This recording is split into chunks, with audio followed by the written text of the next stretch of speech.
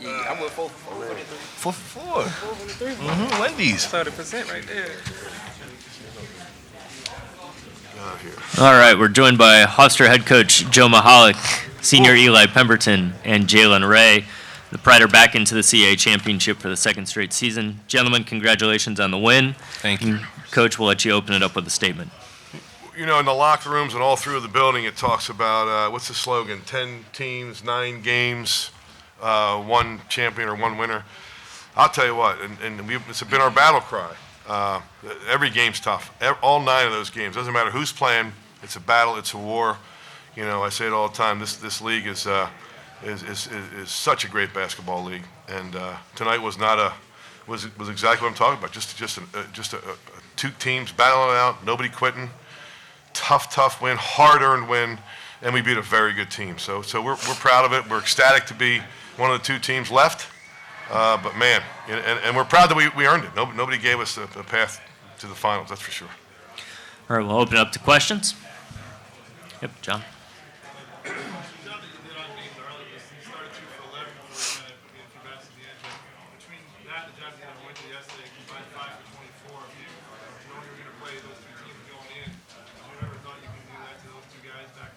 So you know, this defense that we play, like everybody's got a name for it. People think it's a matchup. People don't like it. People don't, you know, we love it.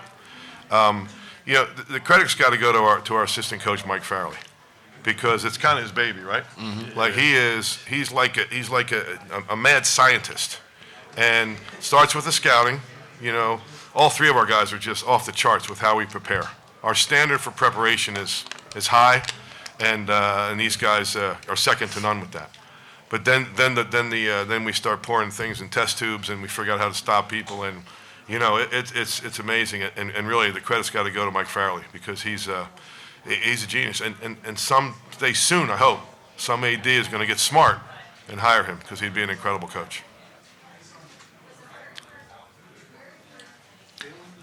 Yeah, we'll go here in the front, and then we'll go to the left.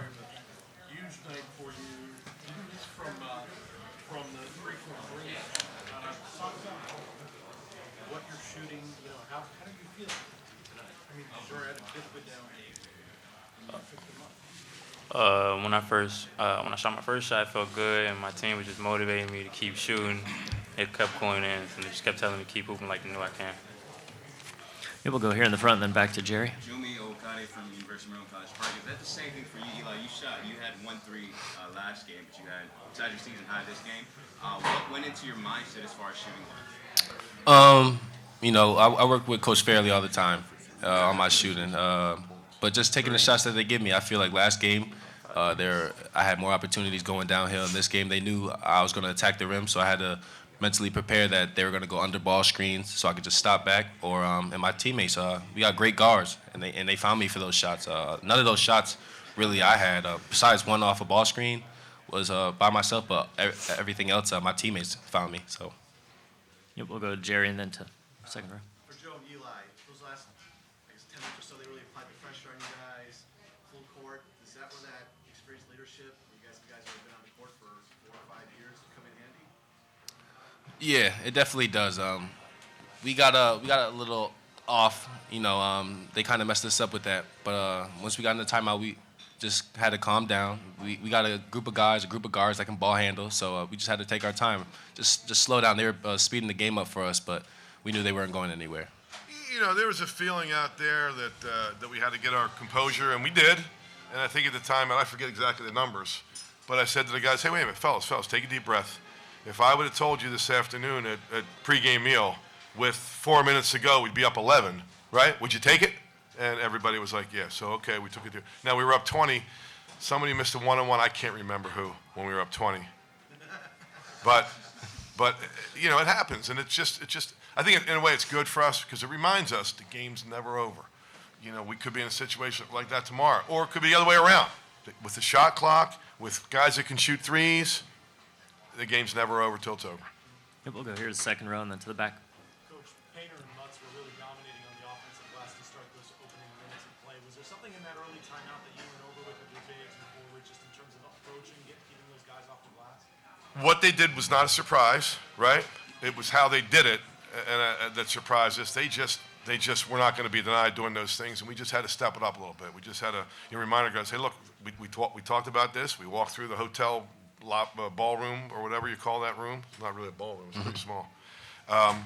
This is the action that's going to happen, but it's a lot easier said than done. And we just had to remind our guys that you have to take that toughness up to another level. Yep, we'll go to the back. Eli, you've only asked a couple questions about the three-point shot, but is that something you guys felt you could exploit coming into the game? I'm sorry, I couldn't even. Could you exploit the three-point shooting coming into the game? Oh, yeah, I guess. I mean, we just got a team of three-point shooters. That's just how we play. You gonna let us shoot? It gets dangerous out there. You got Jay Ray, DeJour Bowie, myself, and Tariq Coburn. So I'm sorry, I didn't really know how to answer that question, but I'm trying. We'll go here to the right, and then we'll just keep going down the line. Speaking of Coburn, he leads the game in the second half and comes back with a huge and-one putback and really helps you guys build momentum. What does that sequence say about his character and his game this season? Well, I don't mind sharing this with you. I got on him pretty good for a couple of turnovers he had, right? And that just shows how tough he is. I mean, he just shows how tough he is. I mean, it's to respond and keep your composure like he did. I mean, that was incredible.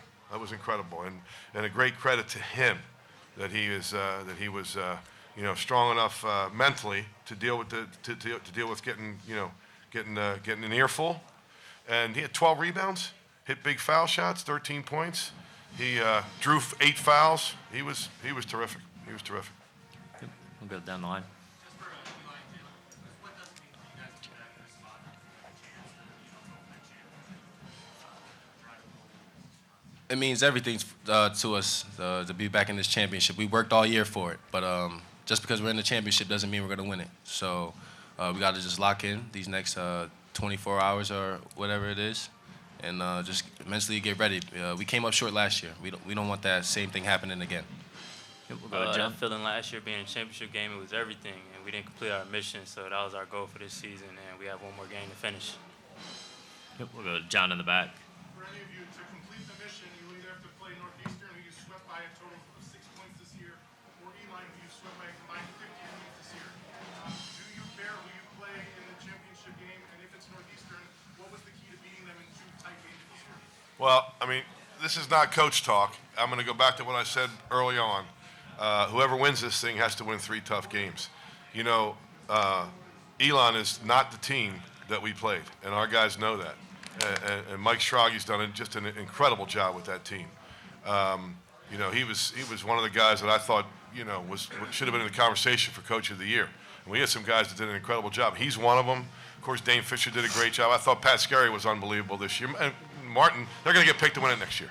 Right now, Delaware, I already gave him and their AD a hard time about that. They'll get picked first next year, and they can deal with getting picked first, right? And have to get to the championship game. But it's going to be a war. I mean, whatever we did to beat them, we're going to have to come up with some more ideas, because both of those teams, they'll be ready.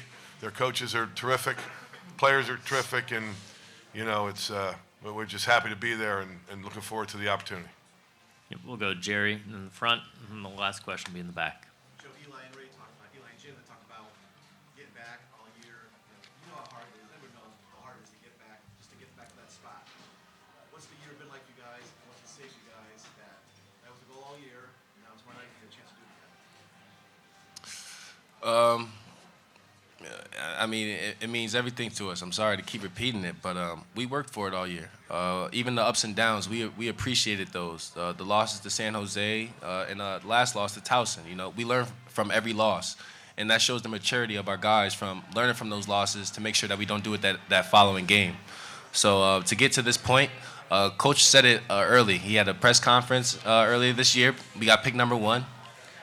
We knew we weren't number 1 at that time, especially with those practices. I mean, if you saw it, it was tough. But the growth of this team over these last few months is phenomenal. It's crazy how much these guys have grown into new roles. We lost 27, 28 points from a great guard. You see he's in the NBA. And, yeah. 2 big guys graduated, too. And 2, Jaquil Taylor, both of our big guys. We lost some vets, but a lot of guys stepped up this year. It shows their maturity. And yeah, that's pretty much it. Just to piggyback on Eli, just that feeling of being in the championship game, it was everything we worked for, and that was just our main goal this year, get back. Yeah, we'll go to the front. Coach, you mentioned turnovers, and you just mentioned maturity as well, Eli. But you talked about the inbounding issues you guys had today. How do you correct that going into tomorrow's game? And that's a quick growth aspect. What do you preach to your players in that moment? We don't have to do anything different. We just have to do it better. There are some reasons that I can talk about and some reasons I can't talk about for why it was tough to get the ball in bounds. But we'll leave it at that. But we did get away from it a little bit. Some of the execution. We hope we get pressed, and I don't mean to sound cocky. I really don't, because we're usually good against pressure. And at the end there, we stubbed our toe a few times, but we'll just have to execute better. We don't have to do anything different. We have to put a new pressure breaker in. We'll be ready. Yep, we'll go to the back for the last question.